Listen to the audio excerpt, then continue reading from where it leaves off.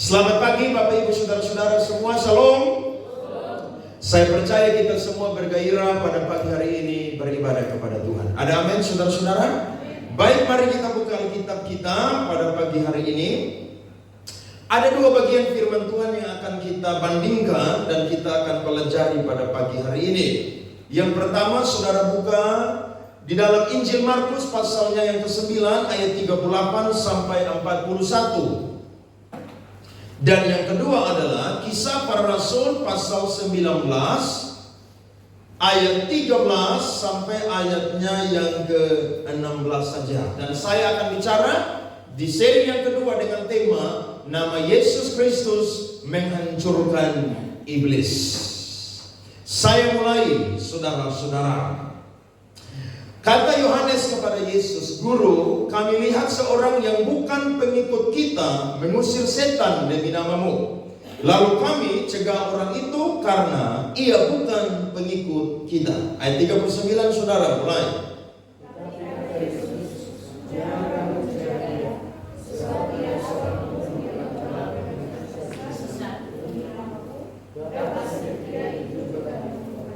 Barang siapa tidak melawan kita, ia ada di pihak kita.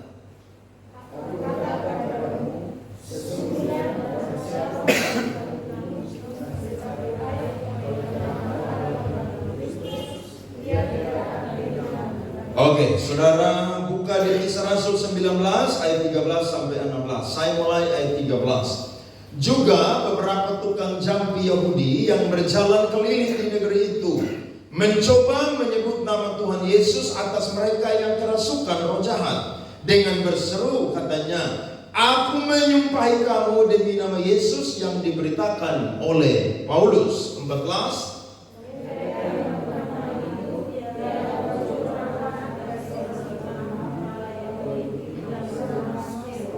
Tetapi roh jahat itu menjawab, "Yesus aku kenal dan Paulus aku ketahui. Tetapi kamu, siapakah kamu?" 16 sama-sama. Dan orang yang dirasuki roh jahat itu menerpa dan menggadahi mereka semua dan mengalahkannya, sehingga mereka lari dari rumah orang itu dengan telanjang dan luka-luka. Beri tepuk tangan dong untuk firman Tuhan ini yang keras, saudara-saudara. Amin, amin.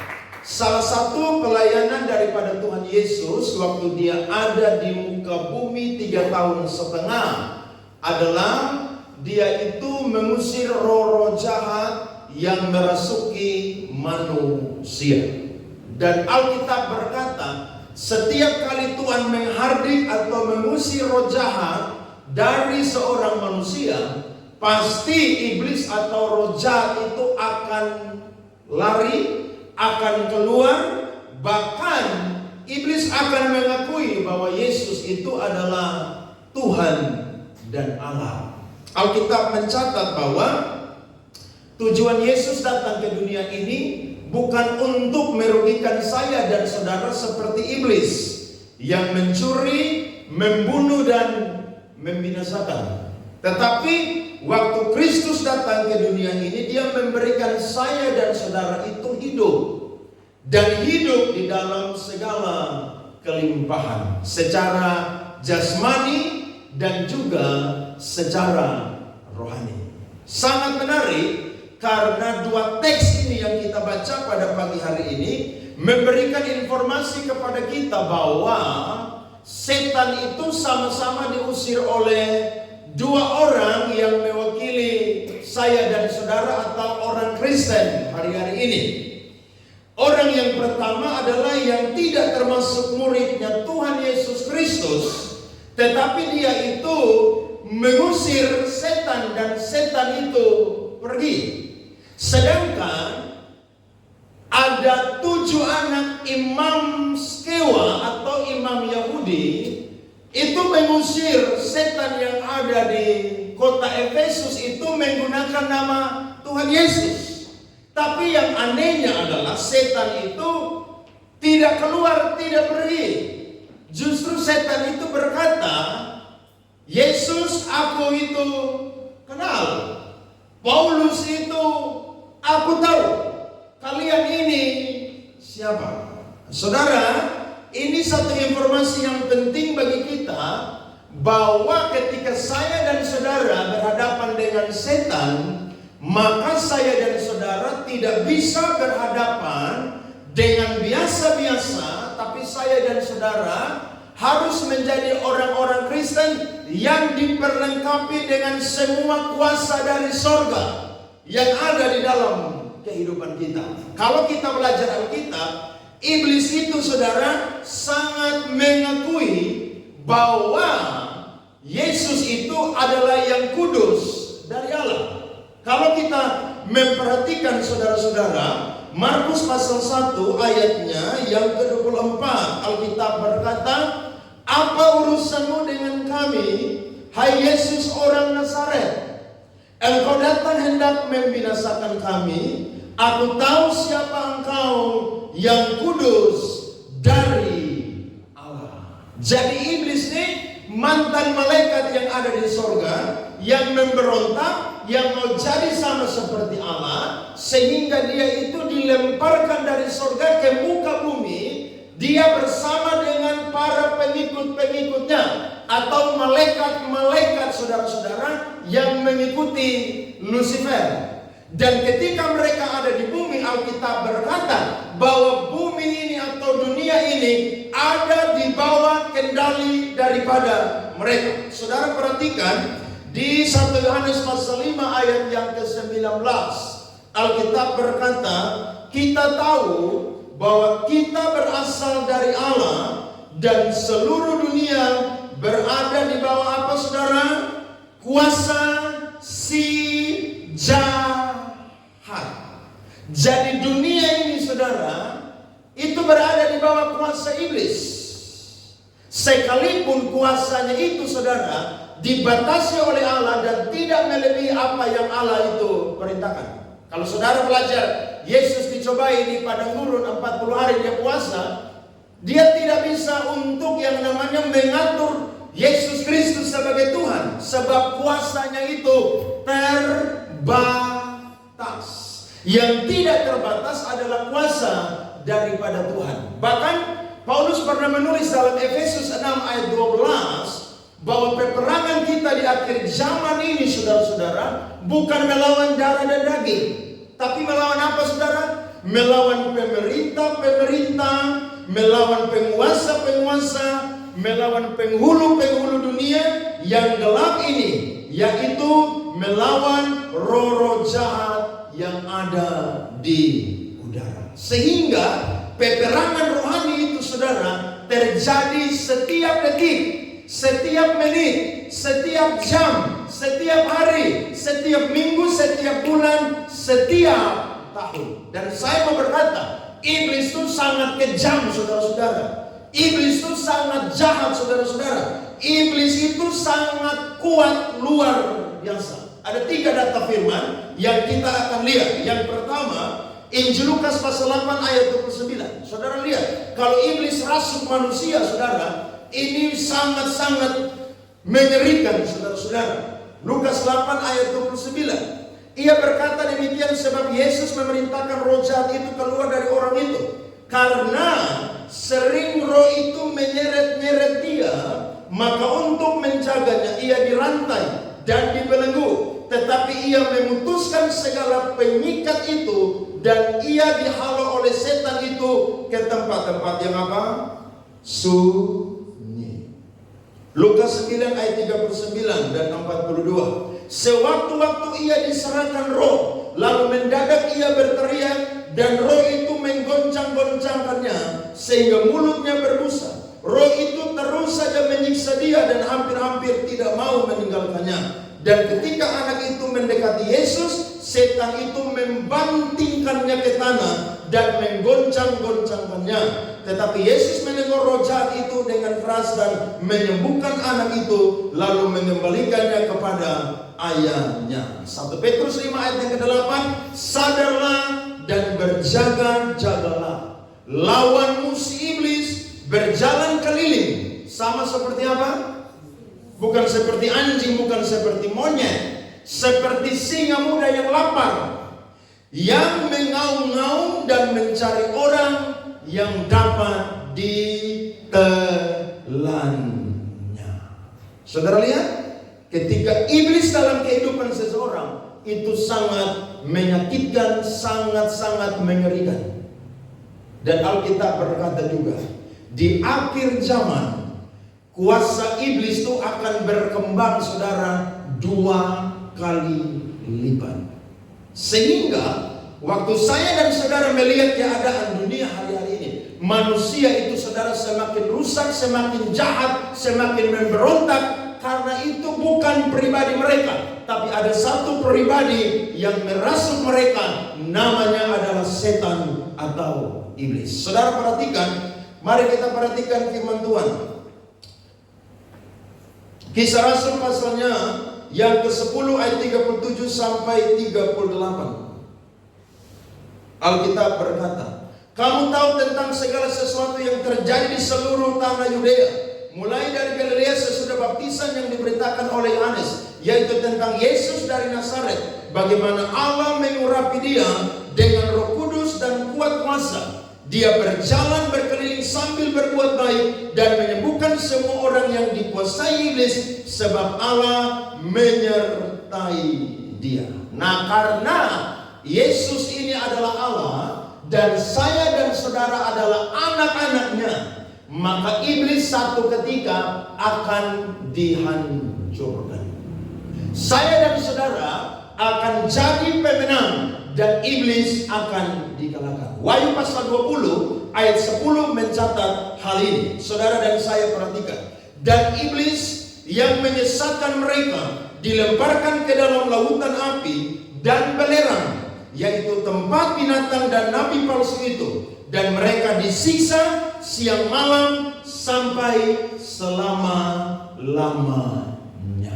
Jadi saudara lihat, bukan iblis yang siksa orang berdosa, tapi iblis, antikris, nabi palsu, orang berdosa, sama-sama disiksa di api neraka. Ada amin saudara? Jadi kita ini akan menghancurkan iblis. Makanya Paulus pernah berdoa, dia berdoa supaya iblis itu dihancurkan di bawah kaki saya dan saudara. Karena memang ketika saya dan saudara itu jadi milik Kristus, iblis tidak akan pernah bisa untuk ada di dalam kehidupan kita. Kecuali Allah mengizinkan untuk saya dan saudara menghadapi ujian daripada Tuhan. Tapi selebih daripada itu, iblis tidak akan pernah untuk menguasai kehidupan orang yang percaya. Saudara lihat, 2 orang ini mengusir setan. Yang pertama berhasil mengusir setan, tetapi yang kedua ini saudara tidak mampu mengusir setan. Yang ada setan cabik-cabik mereka. Mereka pergi dari rumah orang yang dirasuk setan itu dengan telanjang dan luka-luka. Dari firman ini kita akan belajar 3 hal.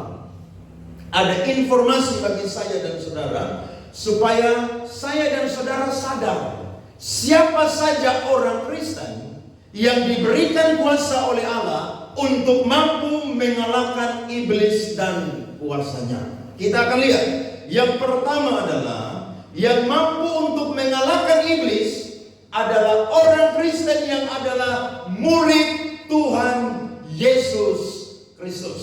Saudara perhatikan, tidak semua orang Kristen bisa usir setan. Kenapa?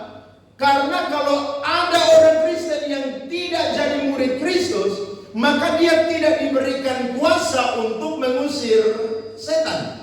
Yesus waktu mau mengutus 12 murid, Alkitab berkata bahwa dia panggil mereka, saudara, dia kasih kuasa kepada mereka. Bukan hanya memberitakan Injil, bukan hanya untuk menyembuhkan orang sakit, tapi juga mengusir roh-roh jahat. Jadi tidak semua orang Kristen itu bisa usir setan. Saudara lihat tadi, yang usir setan di Efesus itu 7 orang anak Imam Sewa yang adalah anak rohaniawan Yahudi, anak hamba Tuhan, tapi tidak bisa usir setan. Nah, anak hamba Tuhan saja tidak bisa usir setan, apalagi anak seorang pemabuk, apalagi anak orang penyembah berhala, apalagi anak orang yang tidak menjadi murid Yesus Kristus. Tidak akan pernah. Hanya murid Yesus saja yang bisa mengusir setan.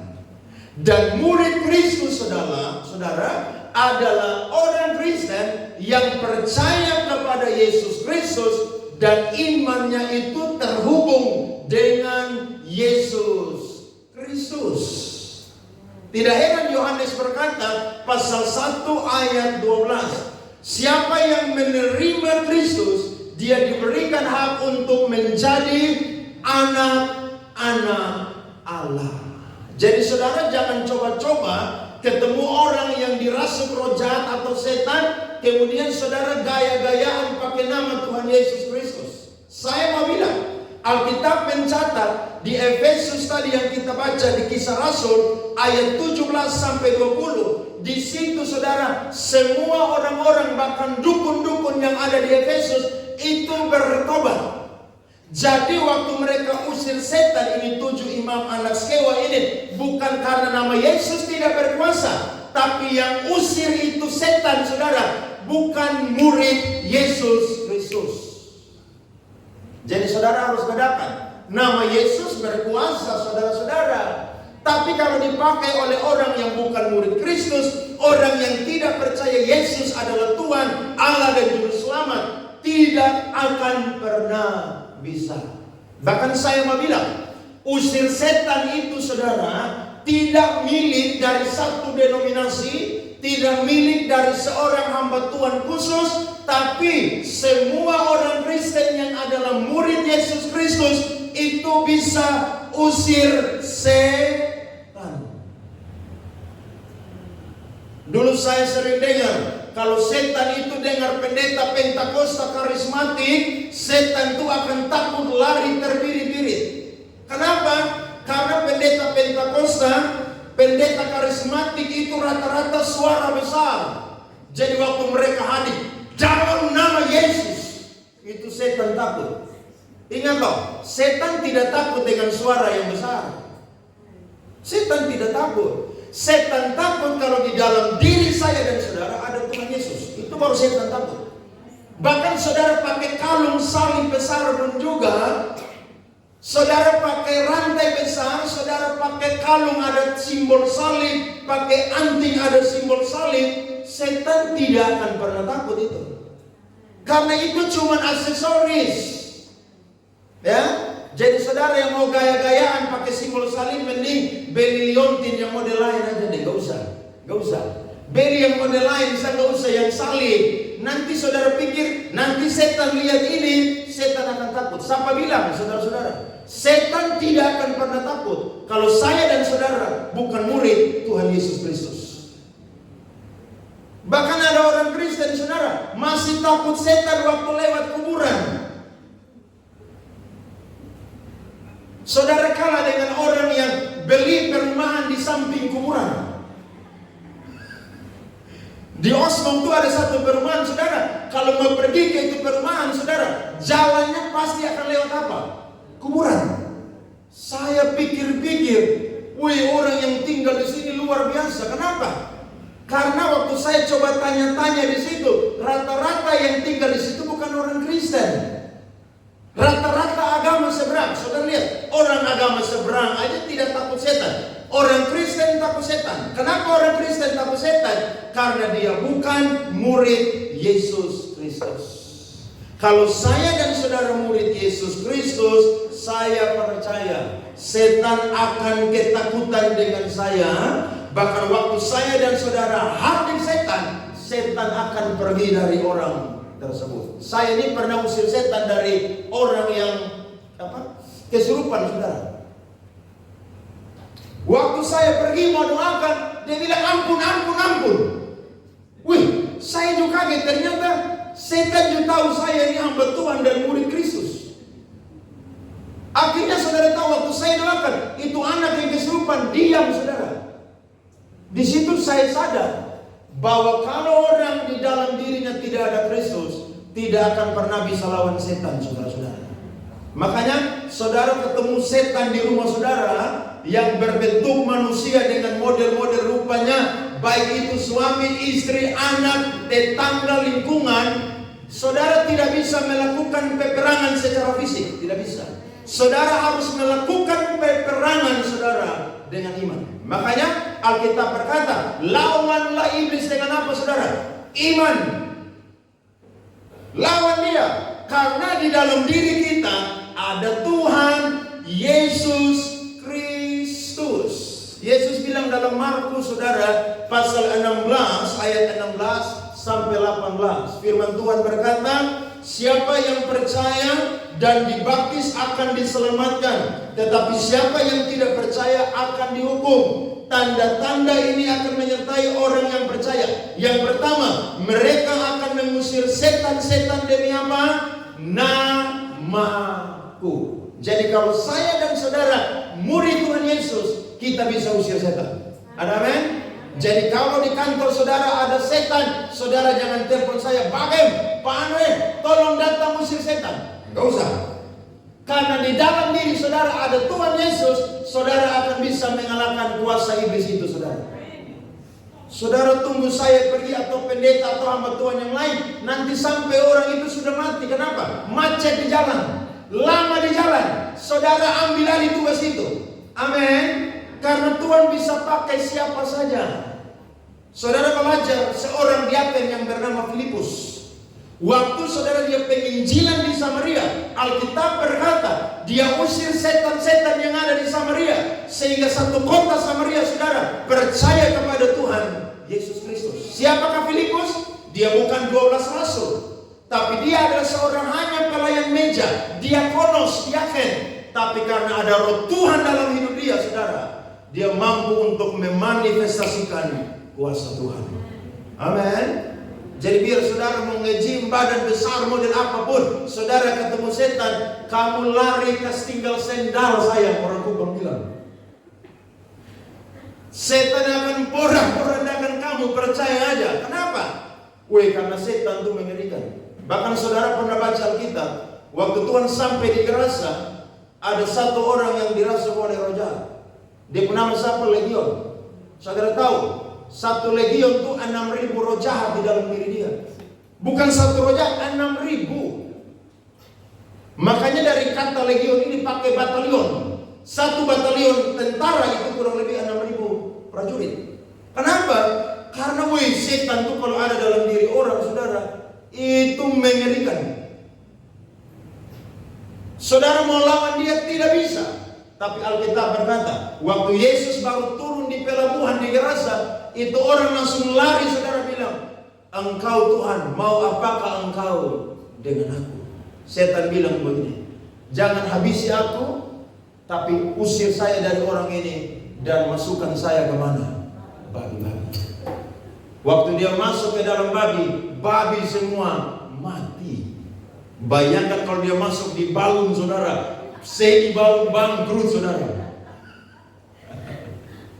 Kenapa? Kok setan begitu banyak? Nah, jadi saya dan saudara setiap hari ini, saudara, berperang secara rohani. Ya, makanya kita bangga jadi murid Tuhan Yesus Kristus. Orang dunia tidak bisa melakukan itu, kita bisa melakukan itu. Saudara mungkin tidak sekolah teologi, saudara mungkin tidak sekolah Alkitab, tapi kalau saya dan saudara murid Tuhan, kita bisa usir setan. Setan akan takut dengan kita, percaya aja. Karena ada Yesus di dalam kehidupan saya dan saudara. Karena yang kudus itu bukan cuma namanya yang kudus, tapi pribadinya yang kudus itu tinggal di dalam kehidupan kita. Maka iblis pasti akan diusir, bahkan dikalahkan, bahkan akan dihancurkan. Itu yang pertama.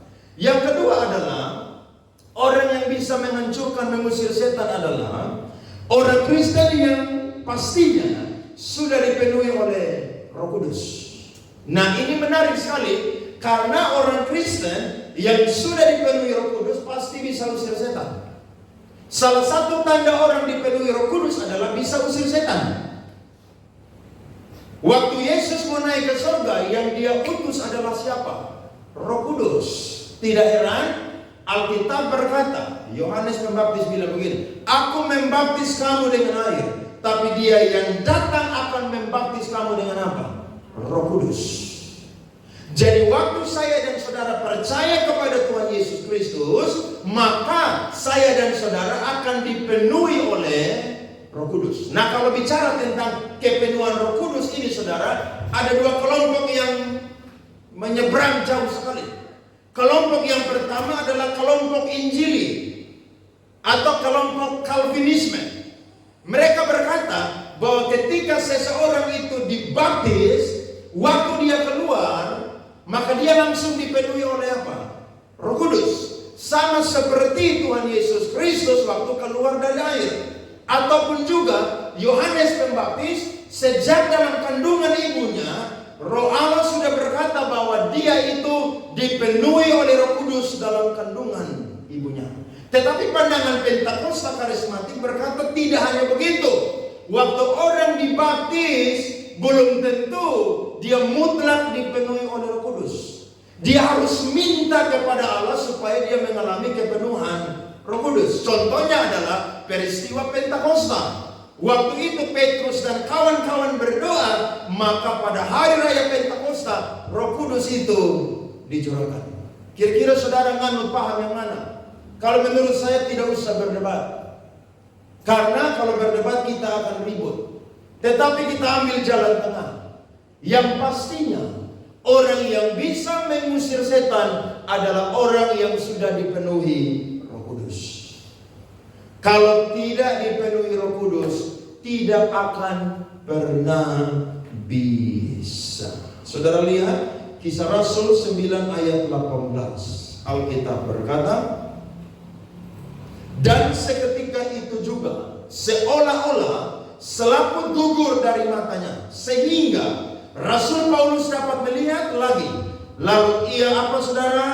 Bangun lalu dibaptis. Setelah itu saudara baca perjalanan pelayanan Rasul Paulus, tidak pernah satu ayat yang berkata bahwa Roh Kudus turun ke atas Rasul Paulus. Kenapa? Karena waktu Paulus dibaptis, Roh Kudus itu langsung turun ke atasnya.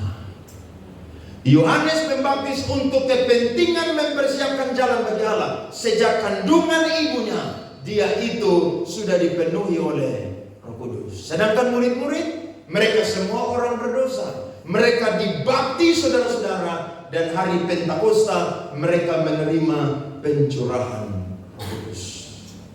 Dan saya mau berkata, orang yang dipenuhi Roh Kudus bukan hanya saja punya karunia-karunia yang spektakuler. Contohnya punya karunia hikmat, berkata-kata dengan pengetahuan, menyembuhkan orang sakit, melakukan mujizat, berbahasa roh, menafsirkan bahasa roh, membedakan bermacam-macam roh. Tapi ingat, orang yang dipenuhi Roh Kudus juga adalah orang yang mampu mengusir setan. Waktu Paulus ada di satu tempat, saudara, itu ada seorang yang bernama Elimas ini, saudara, selalu mengganggu Rasul Paulus. Sehingga Alkitab berkata, Paulus ini tidak tahan lagi dengan orang ini.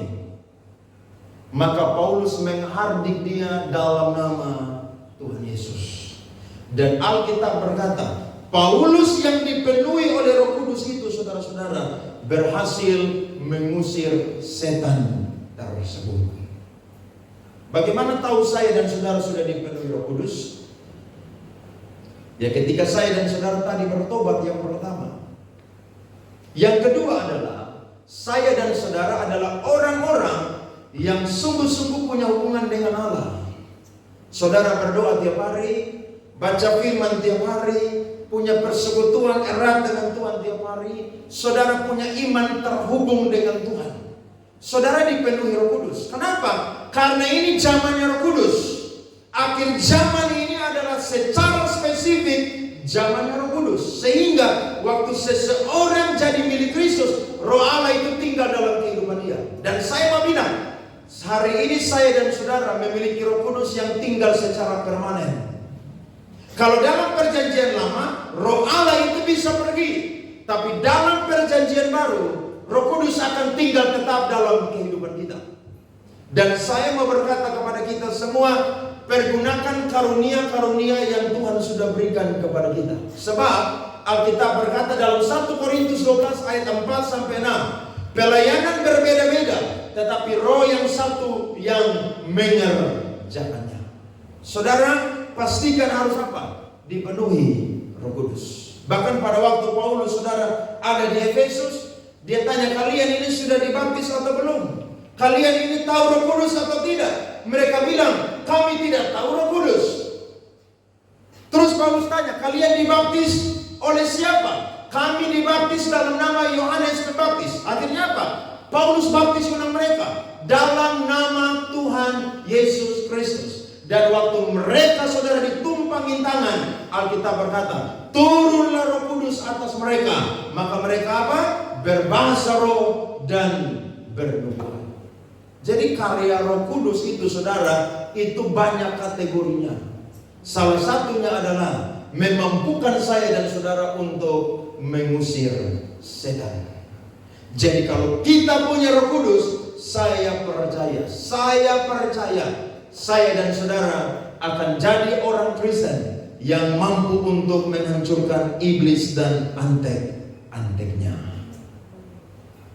Kalau ada tetangga saudara yang dirasuki oleh roh jahat, lingkungan saudara, saudara pergi ke situ dan doakan orang itu. Jangan takut-takut. Kalau saudara yakin saudara dipenuhi Roh Kudus. Tapi kalau tidak dipenuhi Roh Kudus, jangan coba-coba. Nanti saya dan saudara seperti anak imam-imam Skewa.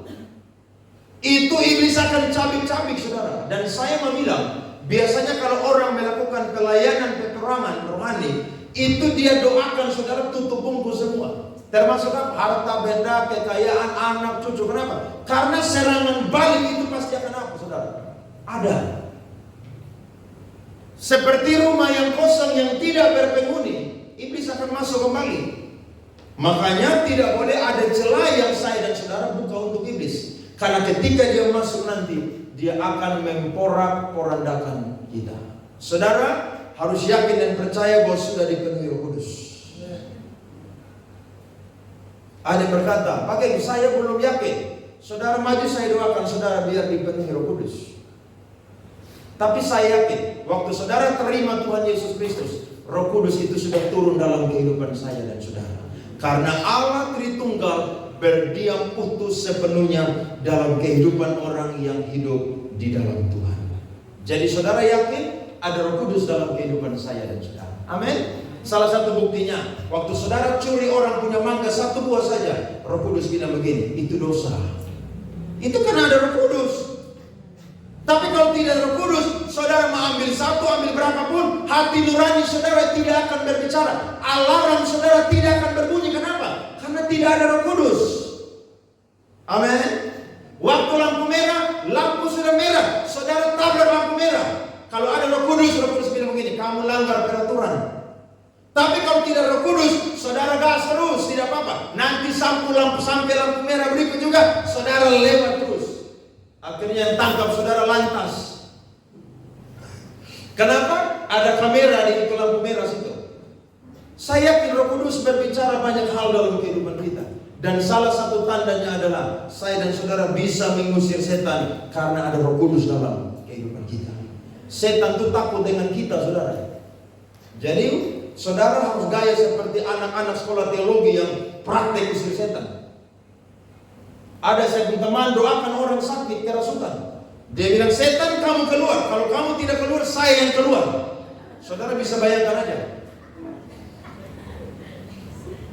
Simpel, kenapa? Baru praktek, belum pengalaman ketemu setan. Nah.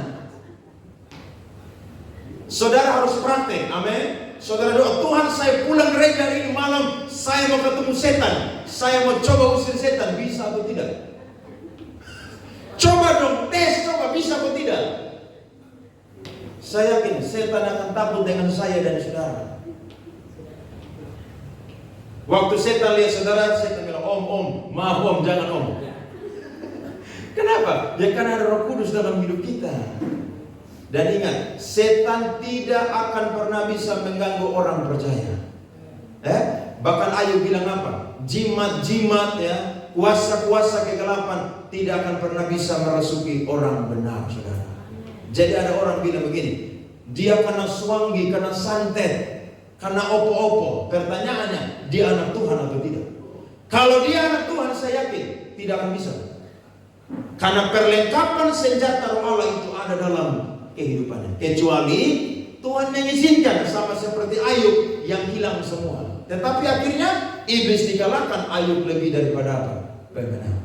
Itu yang kedua. Dan yang ketiga adalah orang Kristen yang tinggal di dalam Kristus dan Kristus tinggal di dalam dia. Yohanes 15 ayat yang ke-7. Saudara perhatikan firman Tuhan. Yohanes 15 ayat yang ke-7. Jikalau kamu tinggal di dalam aku dan firmanku tinggal di dalam kamu, mintalah apa saja yang kamu kehendaki dan kamu akan apa? Menerimanya. Salah satu yang kita minta adalah kuasa untuk mengusir roh jahat. Jadi kita jangan doa tiap hari hanya minta Tuhan berkat. Minta juga supaya saya dan saudara diberikan kuasa keberanian untuk mengusir setan. Karena ingat, setan modern ini saudara banyak jenisnya. Bahkan saya mau berkata, kalau setan zaman dulu mengerikan, setan zaman sekarang saudara mengasihkan saudara. Lu ya?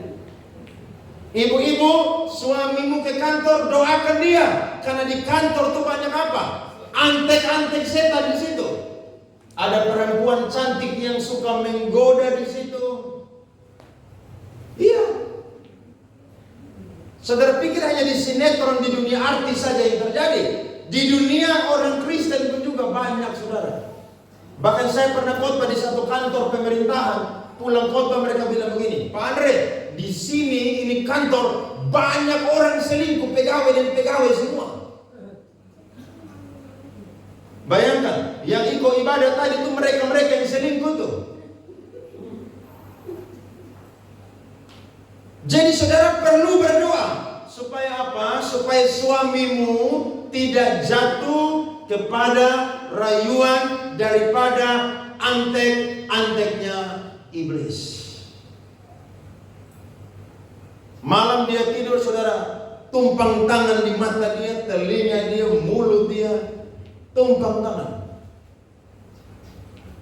Anak-anak saudara pergi sekolah, tumpang tangan doakan mereka. Karena kalau iblis tidak bisa hantam saudara, dia akan cari anak-anak saudara. Makanya doa peperangan itu saudara terus harus dilakukan di dalam rumah tangga kita. Minta Tuhan tutup bungkus dengan kuasa darah Yesus supaya iblis tidak bisa saudara-saudara menghancurkan kita. Dalam bisnis pun juga demikian, dalam usahamu, perdaganganmu pun juga demikian. Saudara berdoa supaya tidak ada orang-orang yang dipakai oleh iblis untuk merugikan saudara. Saudara perlu berdoa, kenapa?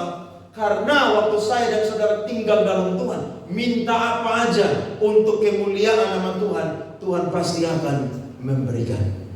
Itu yang saya bilang tadi, iman kita terhubung dengan Tuhan Yesus Kristus. Bagaimana caranya tinggal di dalam Tuhan? Ya saya dan saudara menghidupi firman Tuhan setiap hari, belajar firman setiap hari, berdoa setiap hari. Ada seorang teolog besar namanya Awi Tozer. Dia bilang begini, kalau kamu tidak bisa menyembah Tuhan di hari Senin, Selasa, Rabu, Kamis, Jumat, dan Sabtu, maka kamu tidak akan bisa menyembah Tuhan di hari Minggu. Kenapa? Karena penyembahan adalah suatu gaya hidup dengan Tuhan Yesus Kristus. Saudara harus bangun kehidupan memuji penyembahmu dengan Tuhan setiap hari. Saya waktu masih ada di Jawa, saudara, Bandung, Jakarta, saya suka pergi ke gereja-gereja yang besar. Itu WL baru nyanyi, saudara, jemaat tidak disuruh bangun untuk berdiri angkat tangan. Itu jemaat itu sudah bangun angkat tangan, saudara, menyembah. Sekarang saya jadi pendeta, baru saya sungguh menyadari orang-orang model demikian setiap hari mereka punya mesbah dengan Tuhan. Makanya hari Minggu menyembah Tuhan bukan lagi sesuatu yang kaku. Kenapa? Karena sudah terbiasa di hari Senin, Selasa, Rabu, Kamis, Jumat, dan Sabtu. Bayangkan, saudara tidak pernah latihan olahraga dan saudara disuruh lari 2 km non-stop. Saudara bisa atau tidak? Saudara akan pingsan di tengah jalan, percaya aja. Tapi kalau saudara terbiasa, saya yakin itu sesuatu yang biasa saja. Saya pernah mau ikut lomba lari 16 km tapi batal, saudara. Kenapa? Karena saya jalan 3 kilo, 4 kilo aja udah capek, gak bisa. Tapi saya lihat orang lari, saudara, dari bau mata, saudara. Finish di mana, saudara? Kantor gubernur lama. Itu orang kuat, saudara. Kenapa mereka bisa kuat? Karena tiap hari mereka apa? Lari. Kita yang mau gaya-gaya, pingsan, percaya aja. Jadi kehidupan kita, keintiman dengan Tuhan harus dibangun setiap hari. Ingat, Tuhan tidak akan pernah memberikan kemuliaannya kepada sembarangan orang. Tidak akan pernah. Tuhan hanya kasih kepada orang yang selalu tinggal di dalam Tuhan. Kalau kita tinggal dalam Tuhan, Tuhan tinggal dalam kita. Saudara minta apa saja. Demi nama Yesus, pergi dari keluargaku, pergi dari rumah tanggaku, pergi dari usahaku. Yakin dan percaya, setan akan apa, saudara? Pergi. Dan waktu saudara usir, saudara jangan anggap bahwa haleluya, sudah selesai. Iblis akan tunggu momen yang tepat, dia datang ulang. Karena memang iblis bekerja sebelum Yesus Kristus datang kedua kali. Hamba Tuhan bekerja giat memberitakan Injil, iblis juga giat untuk bawa orang ada di neraka dan dia. Makanya siapa yang cepat, dia yang dapat. Ini tarik menarik. Hamba Tuhan bawa orang mau ke surga, iblis bawa orang kemana? Neraka. Makanya kita lihat tiap hari orang-orang dirasuk setan tuh beda-beda jenisnya. Beda-beda. Sudah punya istri, sudah punya suami, masih apa? Selingkuh. Bahkan saya mau bilang, saudara jangan anggap orang-orang yang ada di gereja itu setan tidak rasuk semua. Itu setan paling musuh saya dan saudara yang rajin ibadah, melayani, setia. Itu setan paling musuh. Saya punya teman, saudara baik, dia punya sepupu, pengurus gereja karismatik yang ada di Kupang, punya istri simpanan. Pengurus. Saya tanya dia peran apa di gereja? Biasa singers ke Andre. Saudara lihat, singers punya istri simpanan. Apa yang membuat dia model begitu? Ya karena setan rasuk dia. Saudara kerja di kantor, gaji cukup, tapi setan bilang udah korupsi aja, pencuri uang di kantor. Akhirnya apa? Ambil uang nasabah. Tidak heran, ada banyak orang contoh kerja di bank kan, gaji udah besar, cukuplah. Ambil uang nasabah. Ujung-ujung ketahuan, dipecat, ada yang masuk apa? Penjara. Padahal gaji sudah cukup. Tapi karena iblis bilang begini, ambil hari ini 100.000 aja. Nanti besok dia bilang apa? 200.000 lagi. Besok apa? 500.000 lagi. Lihat itu orang-orang yang koruptor Pertamina tuh, yang oplosan itu Pertamax atau Pertalite. Saya waktu baca di detik.com, itu yang direktur punya gaji satu bulan 4,7 miliar. Kalau saya punya gaji begitu, saudara, atau saudara penggaji tiap minggu pulang gereja kita harus makan di restoran. Itu per puluhan 470 juta satu bulan. Itu gereja kaya raya, saudara. Tapi saudara lihat, gaji 4,7 miliar, tapi masih apa? Kenapa bisa pencuri? Ya karena setan rasuk. Kalau setan tidak rasuk, akan puas. Kalau 47 miliar, saudara, begitu banyak. Anggota DPR aja gaji 50 juta, 100 juta aja udah besar itu. Ini 4,7 miliar. Makanya ada pepatah bilang begini, orang yang tamak itu, sebongkam emas itu tidak akan cukup bagi dia. Tapi bagi orang yang sungguh-sungguh bersyukur, sepiring nasi atau sayur itu sudah cukup untuk dia. Kenapa? Karena dia tahu bahwa berkat Tuhan itu tidak pernah putus dalam kehidupannya. Dan saya mau bilang, di negeri ini koruptor bukan hanya orang Islam, orang Hindu, orang Buddha, tapi orang Kristen juga banyak yang apa? Korupsi. Buktinya NTT ini masih miskin sampai hari ini. Daerah apa? 3T. Kenapa? Karena pejabat-pejabat di negeri ini masih suka apa? Korupsi, pencuri. Apa yang membuat mereka bisa korupsi? Karena setan yang bujuk mereka. Kalau ada Tuhan dalam hidup mereka, saya yakin iblis bujuk, mereka bilang, setan berangkat dari hidup saya. Setan, jangan ajak saya untuk kompromi dengan engkau. Kenapa? Ya karena saudara pernah mantan orang yang dirasuki setan tapi sudah bertobat, toh? Jadi kan tidak lagi.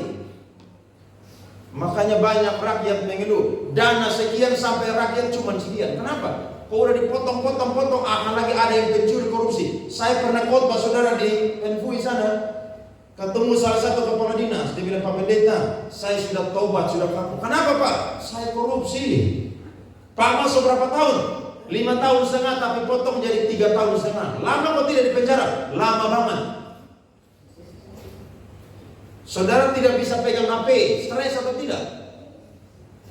Makanya yang biasa terikat dengan HP, bawa dia ke LP saja sana 1 bulan supaya dia stop main HP. Tidak bisa komunikasi dengan keluarga kecuali jam kunjungan. Saudara lihat, disitulah orang sadar. Kenapa? Ternyata yang buat mereka begitu adalah apa? Iblis. Makanya iblis itu seperti apa? Nabur lalang. Dia tabur habis lalang, dia tinggalkan di tengah-tengah gandum itu. Jadi iblis tidak pernah bertanggung jawab dalam kehidupan saya dan saudara. Dia buat habis, dia bilang goodbye, dah selamat tinggal. Baru terakhir kita bilang, saya hilaf, saya hilaf. Iblis bilang apa?